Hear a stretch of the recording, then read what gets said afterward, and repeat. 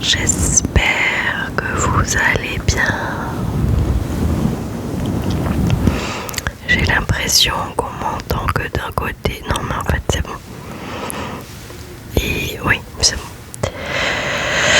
Alors, comme prévu les amis, je reviens rapidement avec cette fois-ci un peu plus de savoir insolite que la dernière fois où j'ai fait du blabla. Alors, un petit peu de son de main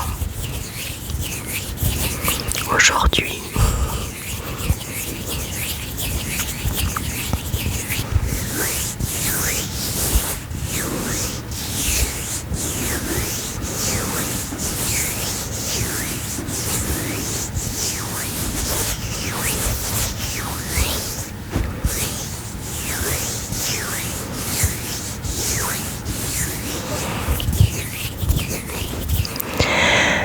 Alors, c'est parti les amis. Fake news, ces intox qui ont fait vaciller le pouvoir. Des diffamations ancestrales aux campagnes médiatiques sophistiquées, les récits fallacieux ont toujours constitué des armes redoutables, capables d'éroder la confiance à l'égard des puissants et de précipiter leur chute.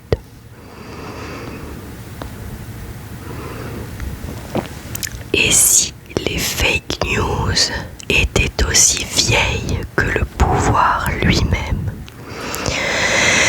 Bien avant l'ère numérique, la désinformation s'imposait déjà comme une arme redoutable, comme une arme politique redoutable. De Rome à la Révolution française, de Néron à Marie-Antoinette, de Napoléon à Roger Salengro, les puissants ont toujours vacillé sous le poids des calomnies. Manipulation de l'opinion, pamphlets incendiaires, rumeurs savamment distillées. L'histoire regorge de campagnes de dénigrement qui ont façonné les destins et parfois précipité la chute de figures majeures. Ça m'intéresse vous plonge dans les coulisses de ces intox devenus légendes et interroge leur efficacité dans la conquête ou la perte du pouvoir. Spoiler, le storytelling toxique ne date pas d'hier. Octave a-t-il manipulé l'opinion pour écraser Marc-Antoine et régner sur Rome? À Rome, la rumeur s'avère une arme politique aussi incisive que le glaive. Octave en joue avec maestria pour discréditer Marc-Antoine. Le fils adoptif de César répand l'idée que son grand rival est devenu le doudou de Cléopâtre. Et du coup, prêt à trahir Rome pour l'Égypte. Avant même la décisive bataille d'Actium, 31 avant Jésus-Christ, graffiti, inscriptions dans le forum et pamphlets ouvre un boulevard impérial au futur Auguste. Néron a-t-il vraiment incendié Rome? Quelques décennies plus tard, c'est l'empereur Néron qui fait les frais des ragots. Aucune preuve n'existe de sa culpabilité dans l'incendie de Rome en 64. Mais la légende urbaine colportée et amplifiée lui colle à la peau comme un vilain sparadrap. L'histoire de l'empereur fou qui poétise en l'Empire, tandis que la ville s'embrase, souille sa réputation bien plus que ses exactions réelles. Philippe le Bel a-t-il orchestré le plus grand complot judiciaire du Moyen-Âge? Les souverains médiévaux n'ignorent rien de l'efficacité des fausses accusations, eux aussi. Philippe le Bel, au début du XIVe siècle, en offre la plus spectaculaire démonstration. Endetté auprès des Templiers, dont la toute-puissance l'insupporte, il les accuse d'hérésie et de pratiques occultes. Les aveux extorqués sous la torture finissent d'ancrer dans les esprits ce procès trafiqué. Le grand maître Jacques de Molay mort sur le bûcher, le roi obtient la dissolution de l'ordre et rafle son magot. Une campagne de diffamation aura ainsi suffi à abattre l'une des institutions les plus redoutables d'Europe. Henri III a-t-il été victime d'une calomnie homophobe fatale? 2 siècles plus tard, au zénith des guerres de religion, la calomnie se mue en arme confessionnelle. Henri III, déjà impopulaire, est raillé par ses ennemis comme un roi efféminé. Livré à des mignons et donc indigne du trône. Peu importe la réalité, le soupçon de bougrerie suffit à miner sa légitimité dans un royaume déjà déchiré. En 1589, la lame du moine Clément ne fera donc que lui porter l'estocade. Comment une vague de pamphlets a-t-elle failli renverser Mazarin? On peut s'attaquer à d'autres. Ainsi, sous la Fronde 1648-1653, une tornade de mazarinades, des libelles et pamphlets contre Mazarin fait vaciller le pouvoir du cardinal, accusé en vrac de vendre la France aux Espagnols, d'avoir des mœurs dissolues ou de vouloir rétablir l'Inquisition. Pour apaiser la tempête, il doit momentanément s'exiler.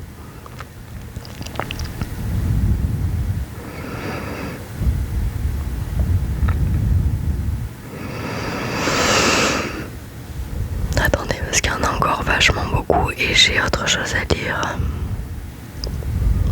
Bon, on va passer à... Vous aurez compris, il y en a plusieurs. On va passer à une autre. J'en avais choisi un autre. Voilà. Pourquoi les samouraïs noircissaient-ils volontairement leurs dents? Si avoir les dents blanches a toujours été le signe d'une bouche en bonne santé sous nos latitudes, ce n'est pas le cas pour certaines civilisations. En effet, au Japon, les samouraïs, les jeunes filles et les femmes aisées se noircissaient les dents intentionnellement. Nos différences culturelles avec le Japon sont nombreuses, mais parmi elles, une pratique traditionnelle tombée en désuétude nous interpelle plus que d'autres. Le noircissement des dents ou Oaguro. Elle a depuis été abolie sous l'ère Meiji qui a mis fin à la politique d'isolement volontaire du Japon, le Sagoku,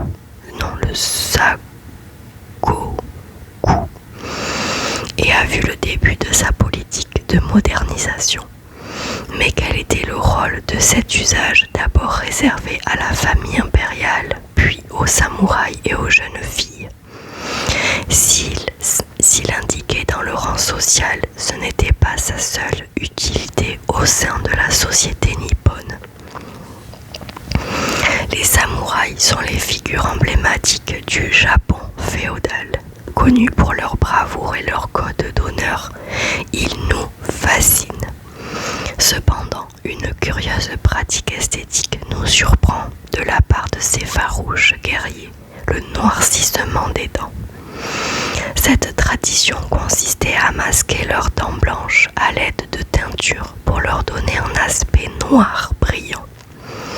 Mais si l'oaguro était une tradition d'ordre esthétique, elle leur permettait aussi de se distinguer socialement.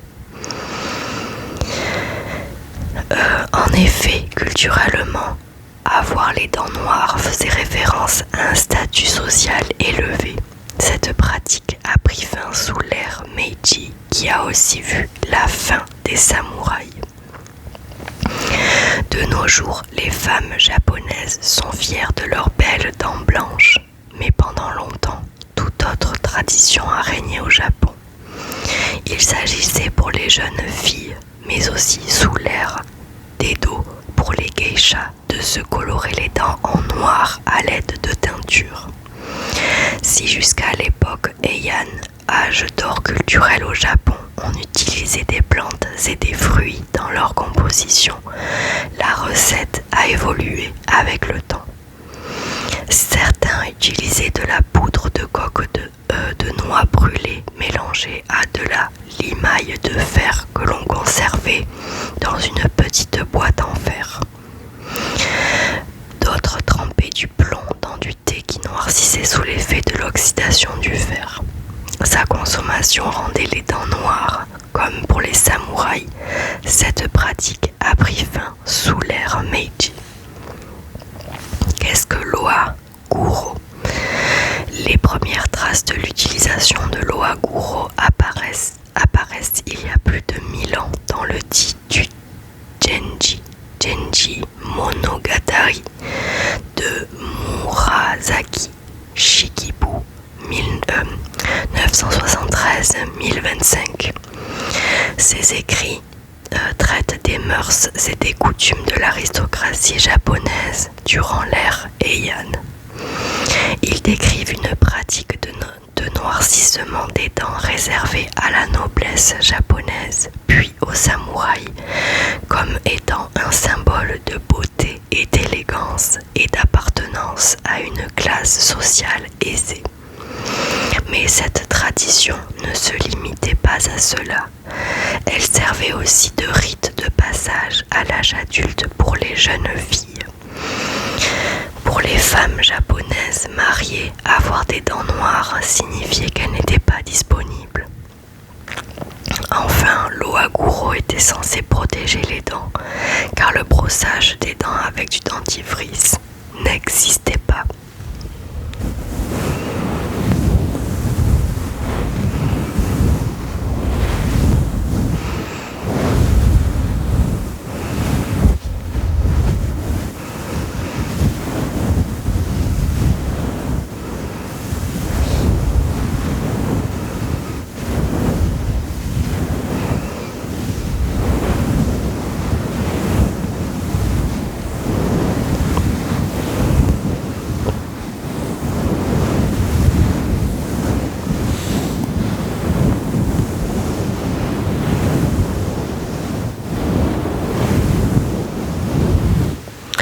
Ensuite, Louis XIV, la liste interminable et dégoûtante de toutes ces maladies.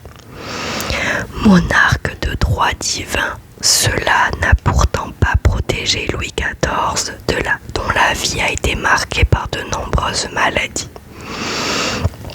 Sa santé était loin d'être bonne si l'on en croit les historiens. Malgré son surnom de roi soleil, Louis XIV n'a pas échappé aux maladies, bien au contraire.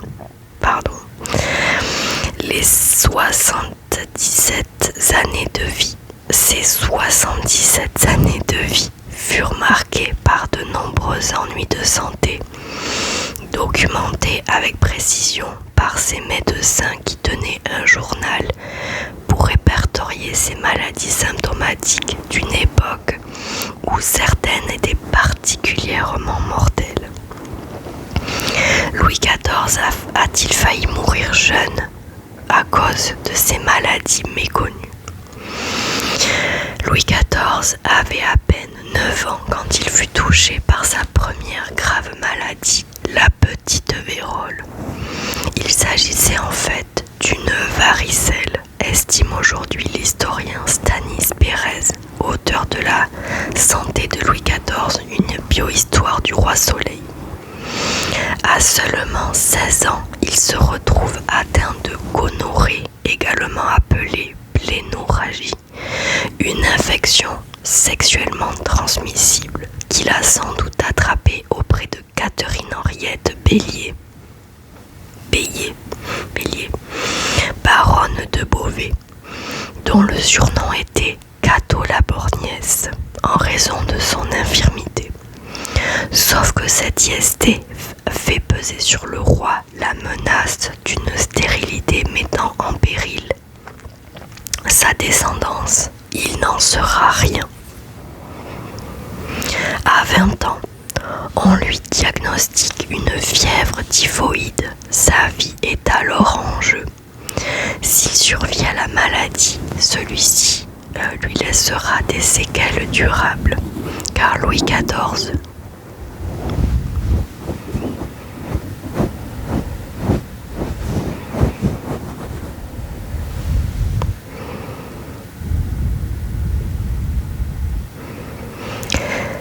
S'il survit à la maladie, celui-ci laissera des séquelles durables, car Louis XIV souffrira de terribles migraines tout le reste de sa vie. Autre séquelle, cette fois-ci visible, il perd quasiment tous ses cheveux, mais sauve la face grâce à ses perruques. Pourquoi Louis XIV a-t-il dû subir une opération intime aussi risquée en 1686 ? En 1686, Louis XIV subit sa première opération, alors pratiquée par le docteur Charles-François Félix.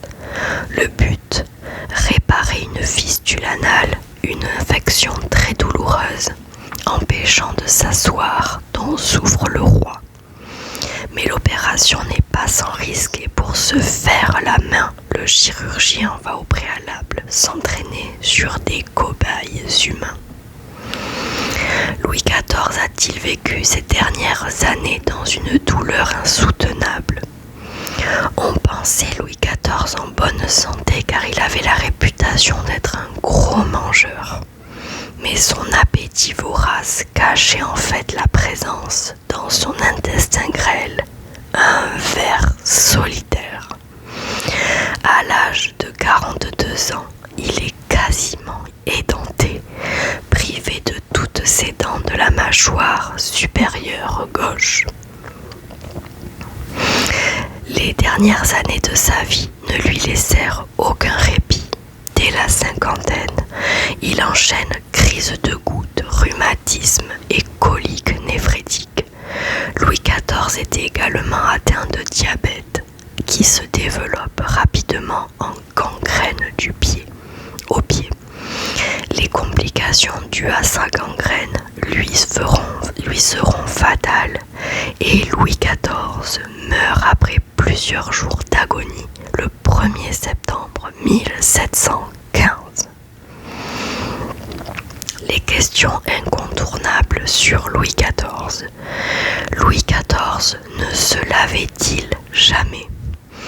Non, c'est une idée reçue tenace. Sous Louis XIV, on se méfiait de l'eau car on la croyait dangereuse pour la santé, risquant de faire pénétrer les maladies par les pores. Le roi pratiquait la toilette sèche, se frottant le corps avec un linge parfumé et changeant très souvent de chemise. Le linge de corps long et blanc était considéré comme une seconde peau, et son changement régulier était le principal gage de propreté. Le bain était rare, souvent réservé à des fins thérapeutiques. Où est enterré le corps de Louis XIV? Le corps de Louis XIV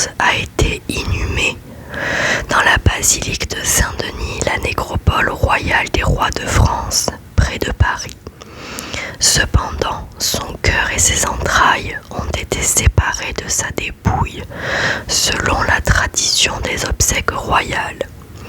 Ses restes ont été profanés pendant la Révolution française en 1793, puis récupérés et déposés dans l'ossuaire de la basilique en 1817,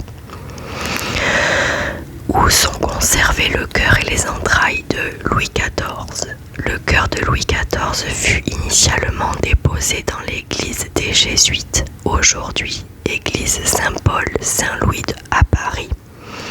Ses entrailles, quant à elles, ont été enterrées dans la cathédrale Notre-Dame de Paris. Cette triple sépulture, le corps, le cœur et les entrailles, était un usage courant pour les monarques français à l'époque. Pourquoi Louis XIV a-t-il perdu toutes ses dents?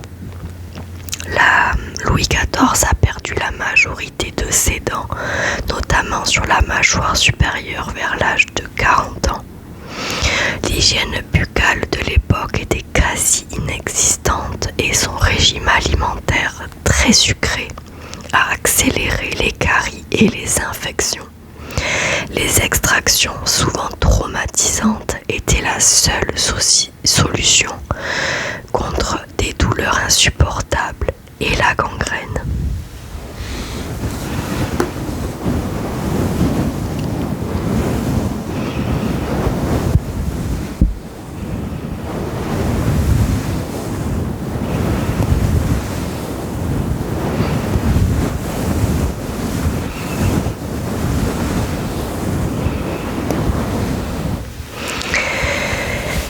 Voilà les amis, c'est tout pour moi pour cette vidéo. J'espère qu'elle vous aura plu, endormi, enrichi, relaxé peut-être. Je vous fais de très gros bisous les amis, prenez bien soin de vous, couvrez-vous, buvez de l'eau pour éviter d'être malade. Soyez prudents. Je vous reviens très vite dans une prochaine vidéo dans la semaine. Je vous fais de très gros bisous. Merci beaucoup pour tous vos commentaires, tous vos likes, tous vos abonnements, tous vos boosts. Ça me fait très plaisir.